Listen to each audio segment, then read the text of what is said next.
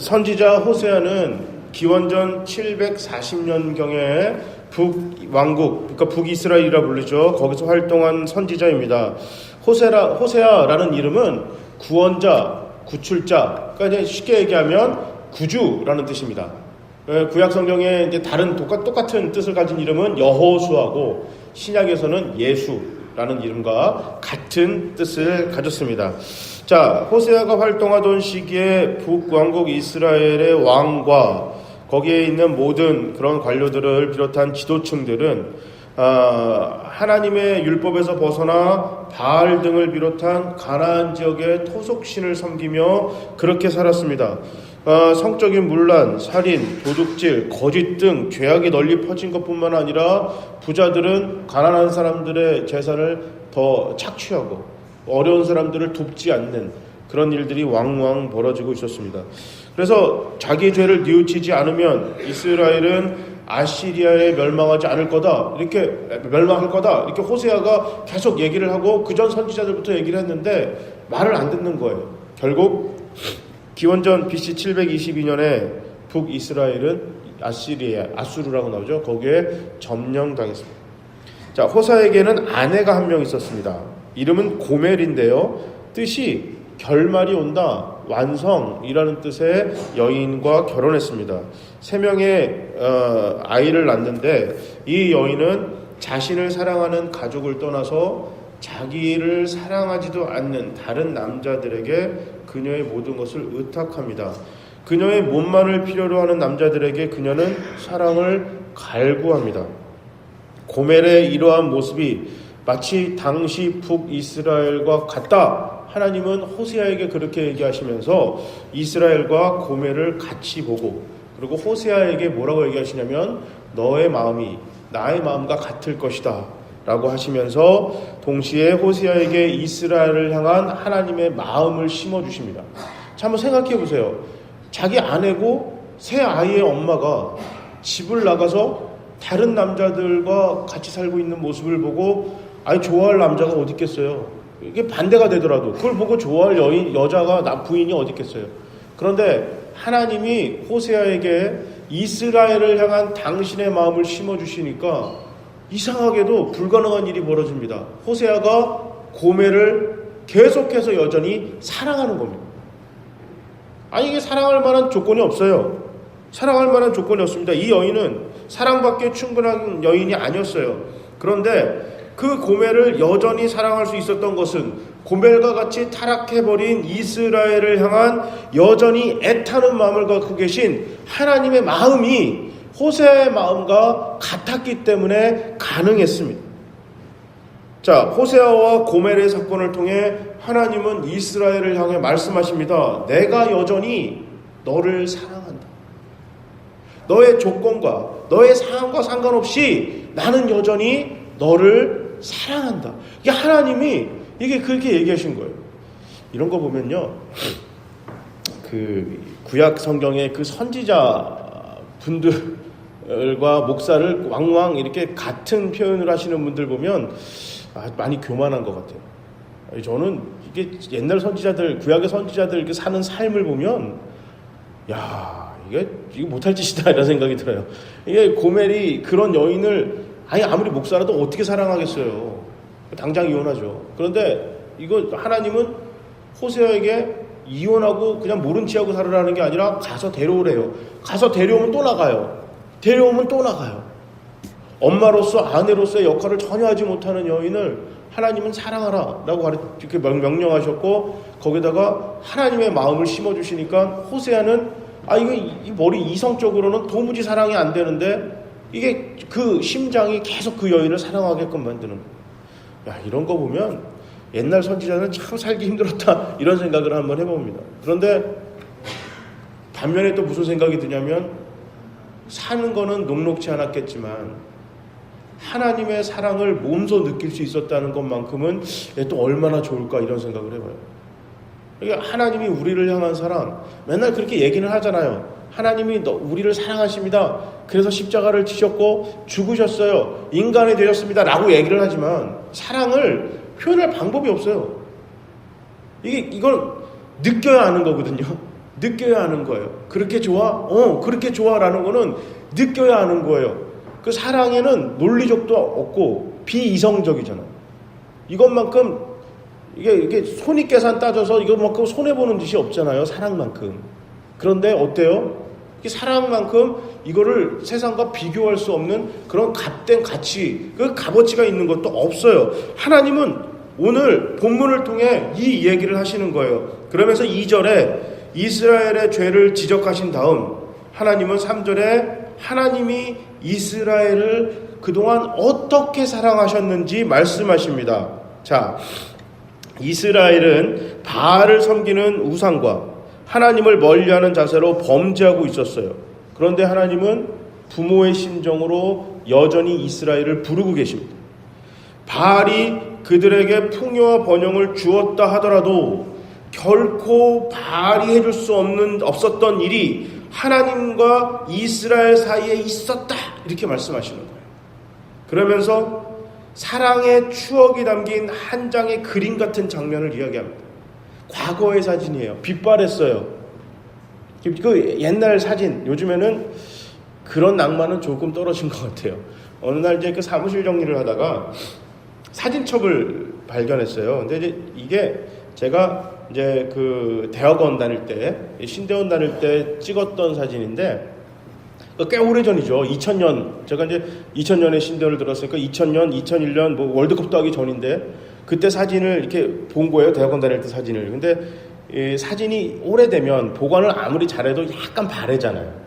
그 바랬는데 과거에 거기에 제가 있고 저희 친구들의 사진도 막 있는 거예요.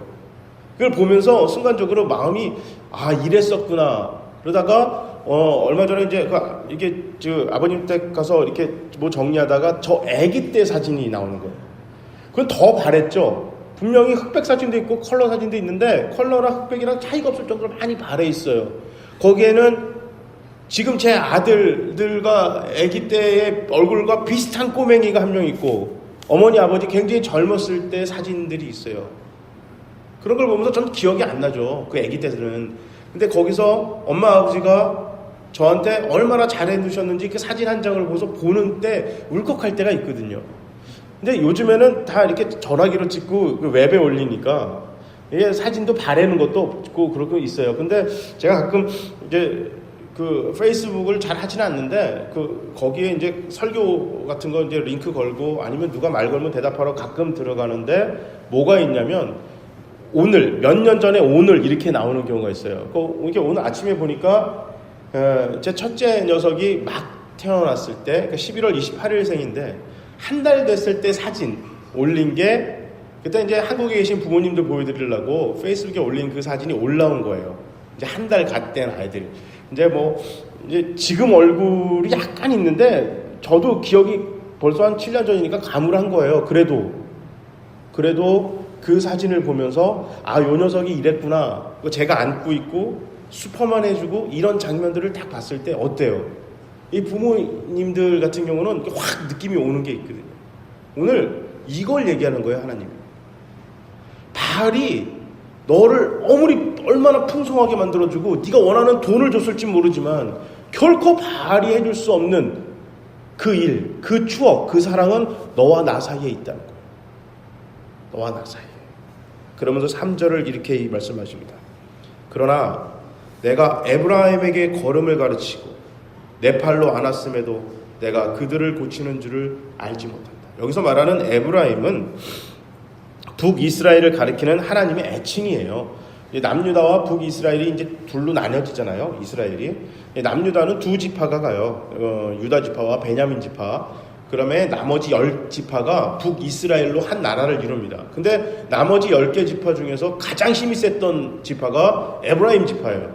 그러니까 에브라임은 북이스라엘을 지칭하는 그냥 하나님, 그 당시에 성경에 나오는 표현입니다. 그러니까 북이스라엘 전체를 얘기를 해요. 그러니까 이 말은 뭐냐면 하나님이 이스라엘에게 걸음을 가르쳤다.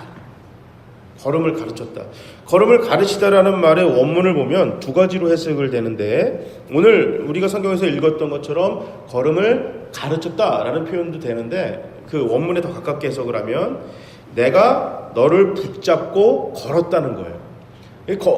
걸음만 어떻게 시키세요? 자, 아들, 딸, 자, 오늘부터 한번 해보자. 걸어! 이렇게 하시나요? 그럼 애가 걷나요? 그렇게 안 걷죠. 부모들이 어떻게 해요? 손을 잡잖아요. 그리고 아이를 일으켜 세워서 때로는 자기 발등 위에 아기를 올려서 한 발 한 발 걷기도 시키고요. 이렇게 붙잡고 한 발 한 발씩 그 걸음을 가르치잖아요. 하나하나. 그러면서 어떻게 돼? 넘어져도 잘했다고 칭찬하고, 그러다가 어느 날 보니까 아이가 자기가 일어나서 아장아장 갖다 넘어지고 하는 모습을 보잖아요. 그러니까 어때요? 부모가 아이를 손을 잡고 일으켜서 걸음을 한 발 한 발 가르쳤다라는 그런 표현이에요. 이걸 한번 그림으로 한번 여러분 사진의 한 장으로 한번 생각해 보세요. 빛바랜 사진 속에서 아버지가 아니면 어머니가 그 아이를 붙잡고 걸음을 한 발자국 한 발자국 뛰는 그 사진 한 장을 지금 이스라엘에게 보여주는 거예요. 너희가 지금은 내가 아니라 바알에 빠져 있지만 이 사진을 봐라. 너의 걸음을 가르치고 너가 그 걸어갈 수 있도록 그 넘어질까봐 그냥 이게 그냥 그 전전긍긍하면서 쳐다본 게 누구라고요? 바로 하나님 나더라. 하나님 앞에서 이스라엘이 어떻게 행할지 전혀 몰랐습니다. 430년간 이집트에서 살았어요.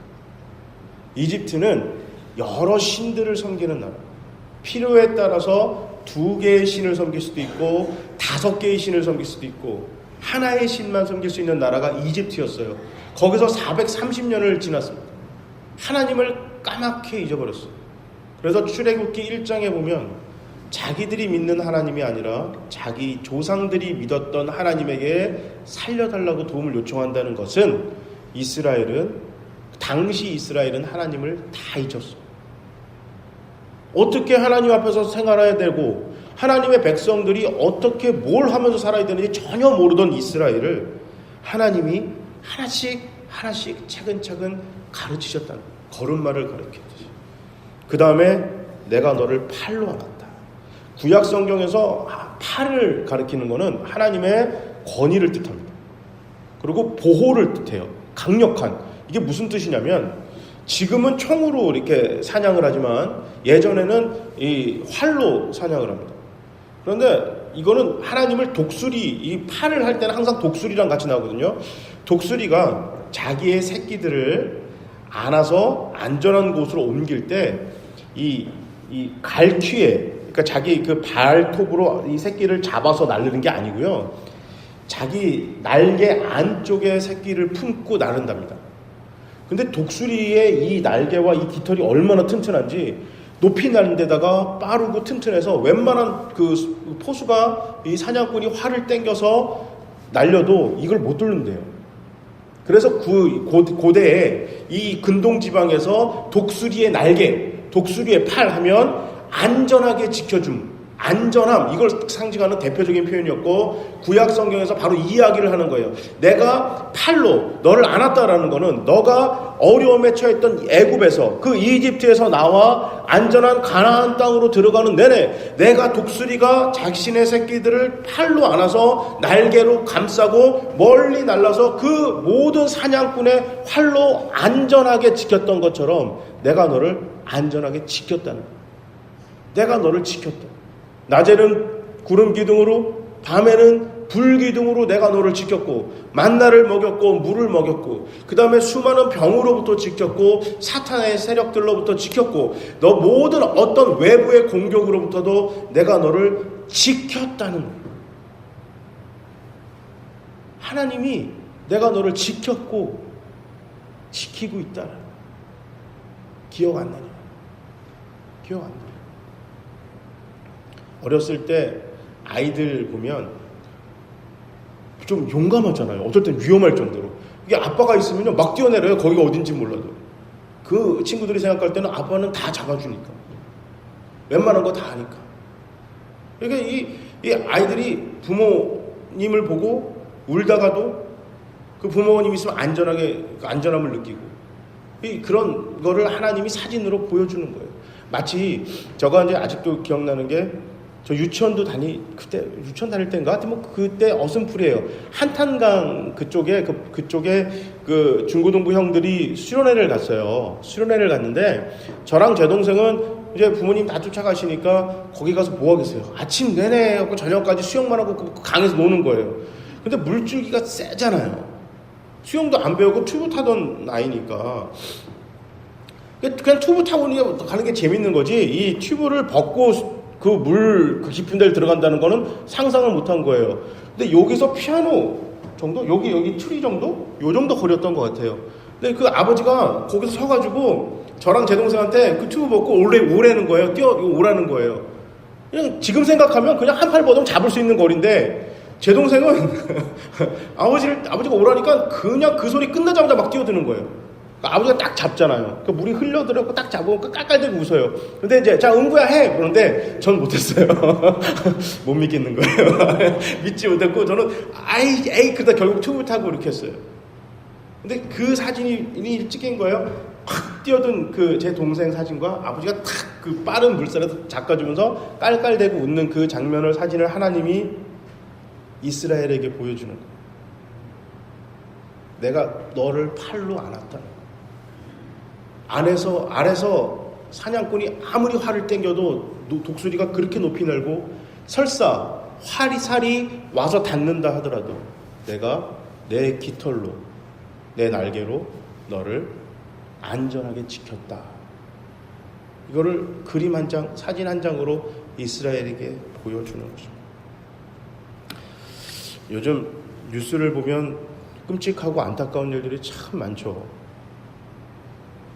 이게 뭐 어린이집에서 아이를 때리는 것만 해도 그것만 들어도 아무래도 이제 어린이집에 애를 보내는 부모 입장에서 그런지 몰라도 여기가 덜컥덜컥 내려앉아요. 그런데 그거보다 더 끔찍한 이렇게 막 뉴스를 접하면 그냥 그 제목 타이틀만 보고 그 안에 클릭을 못 하겠는 거예요. 이게 못 보겠어요. 그 안에 있는 내용을 너무너무 보기가 싫어요. 막 친아버지가 막 그 자녀 이게 어떻게 가능하지? 라는 생각이 들어요. 아니 이게 어떻게 가능할까? 나는 굶어도 너는 먹인다. 이게 되게 우리가 알고 있는 부모의 그거 아닌가라는 그런 생각하잖아요. 근데 어떻게 이게 가능할까? 자, 하나님이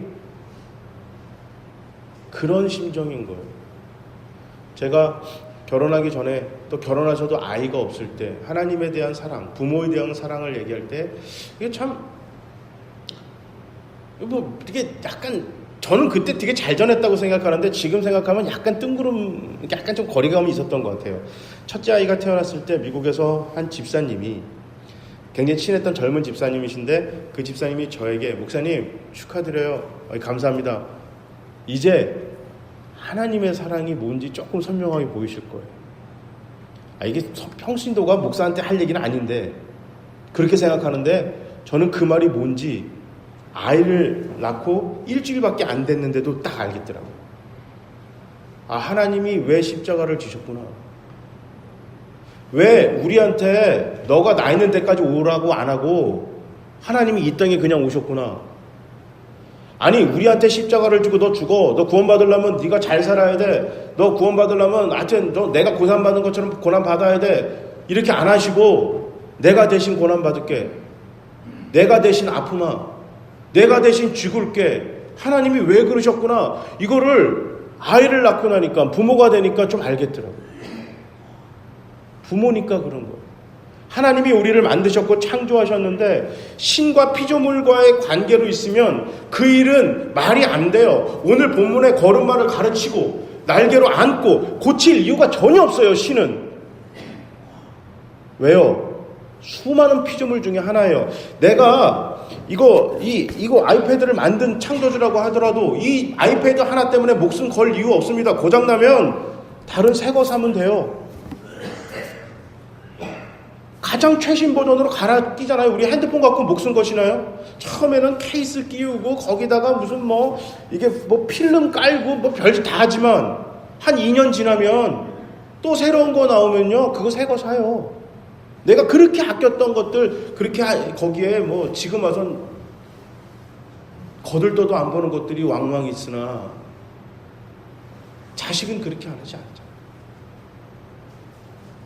하나님이 우리를 창조주와 피조물과의 관계로 멈춘 게 아니라 내가 너를 낳았다라고 계속해서 구약에서부터 표현하십니다.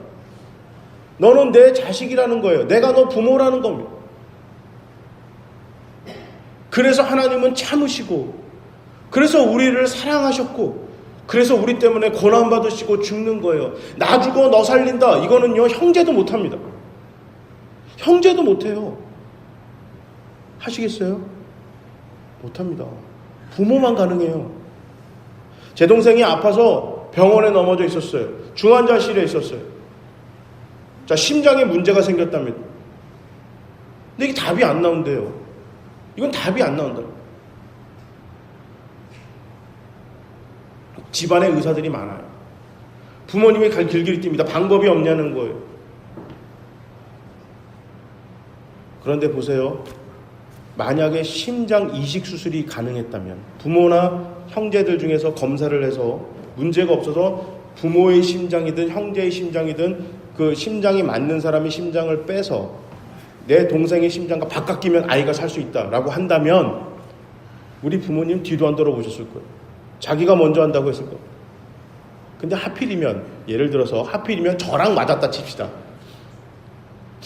이 부모님은 조금 어렵고 형님이 괜찮은데요. 그럼 제가 할까요? 안 해요. 저 죽잖아요. 아니, 신장, 키드니, 신장, 둘 개 있는 신장 하나 띄지는 게 아니에요. 하나밖에 없는 심장 떼어서 줘야 되는 거예요. 그럼 난 죽어요. 해요? 못해요. 그땐 청각여도 못하는데 지금은 더 못하죠. 왜? 난 아내도 있고 내 자식들도 있는데. 나 죽으면 얘네 어떻게 돼? 이건 못해요. 형제는 못합니다. 근데 누구는 가능하냐면 부모님들은 해요. 까짓거 나 죽어 내 새끼 살리는데 그거 안 할 부모 없거든요. 왜 하나님이 이 땅에 내려오셔서 왜 신이 인간이 됐고 그 인간이 돼서 그냥 떵떵거리고 우리 말대로 슈퍼맨처럼 그냥 쫙 해가지고 마치 히어로처럼 그렇게 살지 않으시고 왜 그 찌질하게 고생하시고 왜 고난받으시고 십자가에서 죽으시고 왜 그러셨을까?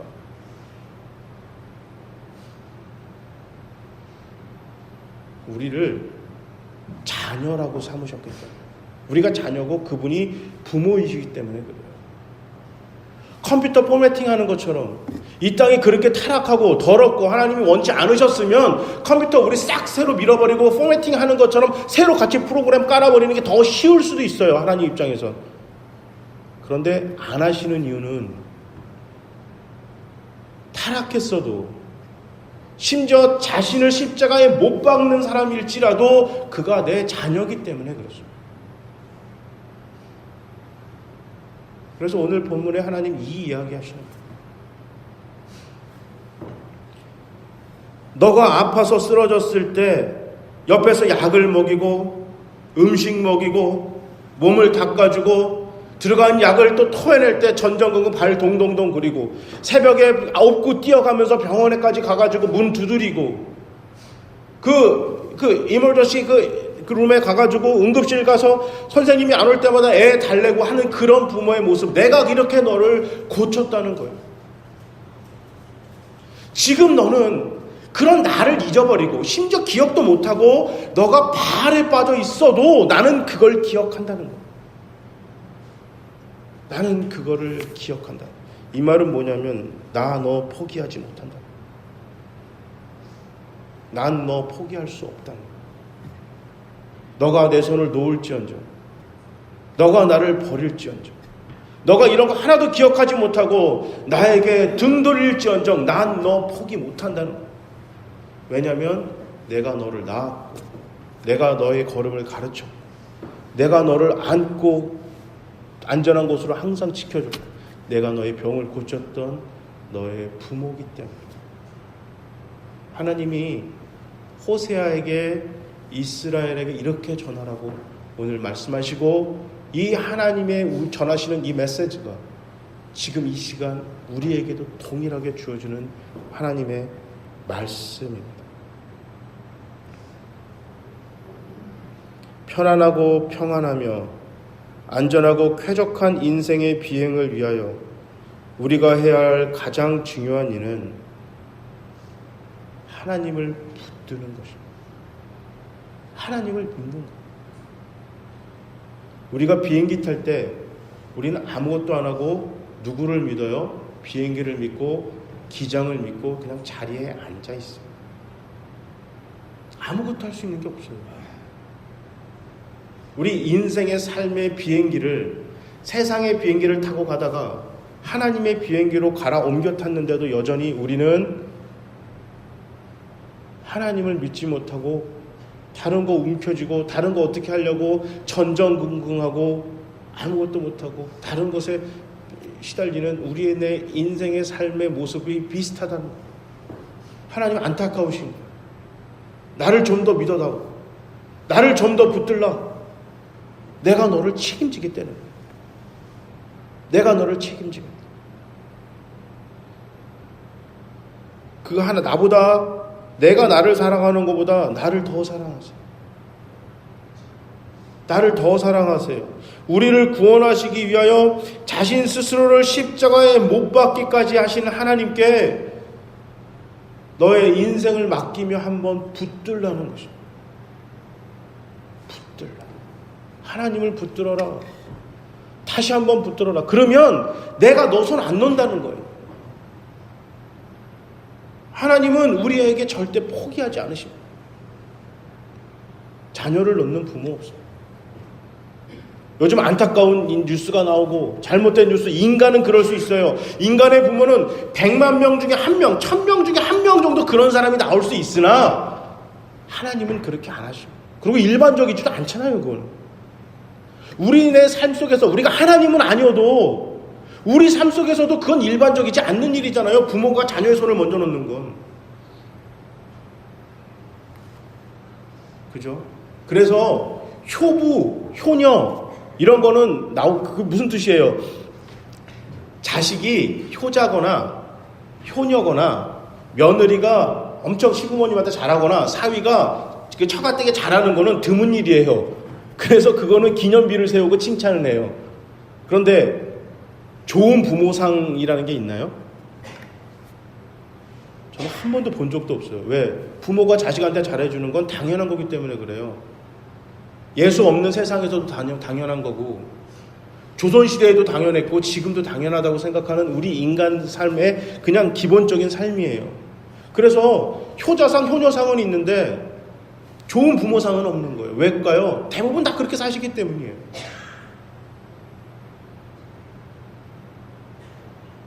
우리 주님이 오늘 말씀을 통해서 우리가 하나님을 사랑하는, 하나님이 우리를 사랑하는 것만큼 너희도 나를 사랑해라고 하시는 게 아니에요.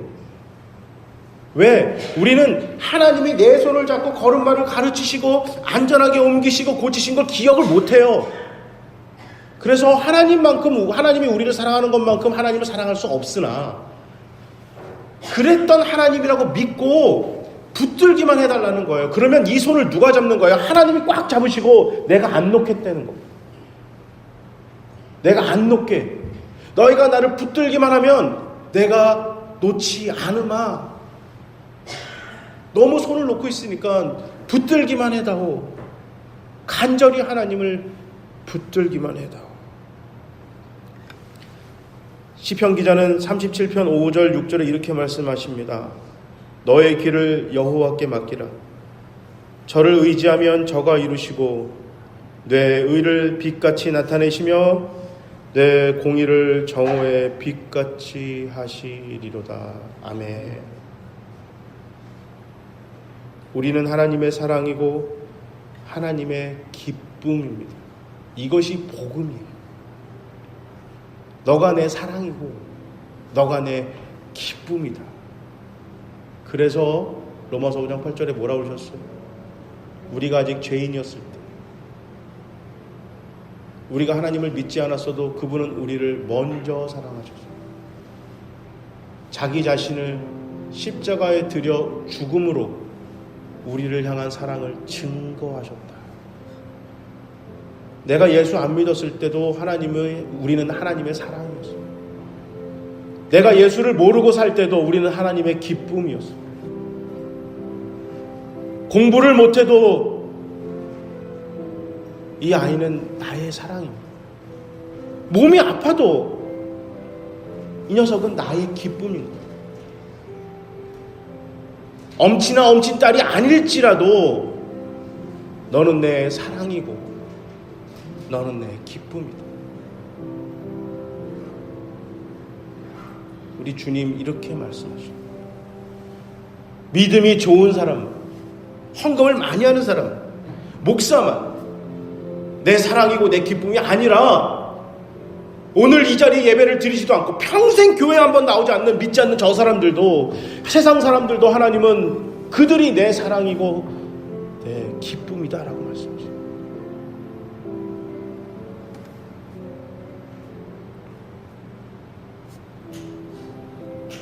세상은 자꾸 우리에게 하나님 없이도 살 수 있음을 이야기합니다.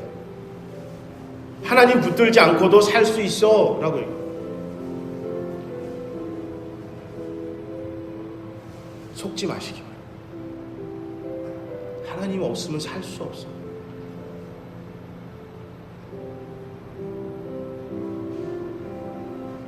하나님 없으면 우리를 지키고 가르치고 고칠 분이 없음을 여러분 빨리 깨달으시고 하나님 붙드는 저와 여러분이 되시길 바랍니다.